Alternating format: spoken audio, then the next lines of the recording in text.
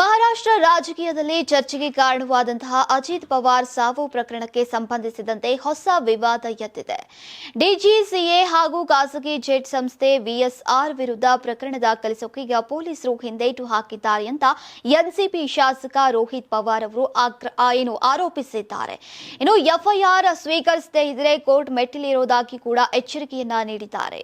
ಅಜಿತ್ ಪವಾರ್ ಸಾವಿಗೆ ಕಾರಣವಾದಂತಹ ಲಿಯರ್ ಜೆಟ್ ವಿಮಾನ ದುರಂತದ ಕುರಿತು ತನಿಖೆಯಲ್ಲಿ ನಿಷ್ಕ್ರಿಯತೆ ಇದೆ ಅಂತ ರೋಹಿತ್ ಪವಾರ್ ಅವರು ಟೀಕಿಸಿದ್ದಾರೆ. ಇನ್ನು ನಾಗರಿಕ ವಿಮಾನಯಾನ ನಿಯಂತ್ರಕ ಸಂಸ್ಥೆ ಹಾಗೂ ವಿಎಸ್ಆರ್ ವಿರುದ್ಧ ಪ್ರಕರಣ ದಾಖಲಿಸುವಂತೆ ಮನವಿಯನ್ನ ಮಾಡಲಾಗಿದೆ ಎನ್ನಲಾಗಿದೆ.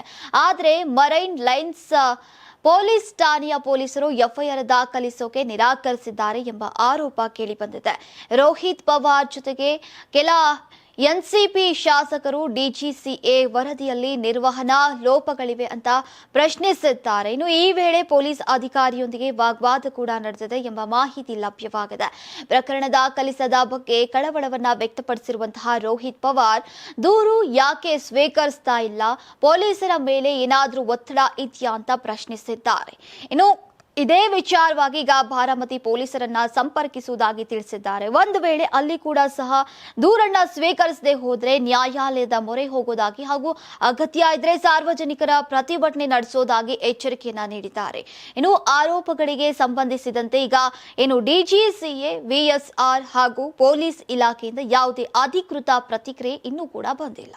Karnataka TV leader awards 2025 best MLA nomination ಹಳೆ ಮೈಸೂರು ವಿಭಾಗ ಡಾಕ್ಟರ್ ರಂಗನಾಥ್ ಕುಣಿಗಲ್ ಕ್ಷೇತ್ರ, ಸುರೇಶ್ ಗೌಡ ತುಮಕೂರು ಗ್ರಾಮಾಂತರ ಕ್ಷೇತ್ರ, ಸಿಎನ್ ಬಾಲಕೃಷ್ಣ ಶ್ರವಣಬೆಳಗೊಳ ಕ್ಷೇತ್ರ, ಗಣಿಗ ರವಿಕುಮಾರ್ ಮಂಡ್ಯ ಕ್ಷೇತ್ರ, ದರ್ಶನ್ ಪುಟ್ಟಣಯ್ಯ ಮೇಲುಕೋಟೆ ಕ್ಷೇತ್ರ, ಡಿ ರವಿಶಂಕರ್ ಕೆಆರ್ ನಗರ ಕ್ಷೇತ್ರ, ಕೆಎಚ್ ಪುಟ್ಟಸ್ವಾಮಿ ಗೌಡ ಗೌರಿಬಿದನೂರು ಕ್ಷೇತ್ರ, ಸಿಮೆಂಟ್ ಮಂಜುನಾಥ್ ಸಕಲೇಶ್ಪುರ ಕ್ಷೇತ್ರ, ಮಂತರ್ ಗೌಡ ಮಡಿಕೇರಿ ಕ್ಷೇತ್ರ, ಜಿಡಿ ಹರೀಶ್ ಗೌಡ ಹುಣಸೂರು ಕ್ಷೇತ್ರ, ಸಮೃದ್ಧಿ ಮಂಜುನಾಥ್ ಮುಳಬಾಗಿಲು ಕ್ಷೇತ್ರ, ಪ್ರದೀಪ್ ಈಶ್ವರ್ ಚಿಕ್ಕಬಳ್ಳಾಪುರ ಕ್ಷೇತ್ರ.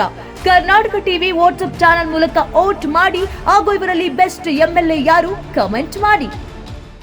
ನೀವು ಸಣ್ಣ ಆಗ್ಬೇಕಲ್ವಾ? ಅದು ಒಂದು ಉತ್ತಮ ಆಹಾರದಿಂದ ಸಣ್ಣ ಆಗ್ಬೇಕಲ್ವಾ? ಪ್ರತಿದಿನ ನಮ್ಮ ಜೀನಿ ಸ್ಲಿಮ್ ನ ಯೂಸ್ ಮಾಡಿ ಯಾವುದೇ ಸೈಡ್ ಎಫೆಕ್ಟ್ ಇಲ್ದಂಗೆ ನೀವು ಸಣ್ಣ ಆಗ್ತೀರಾ.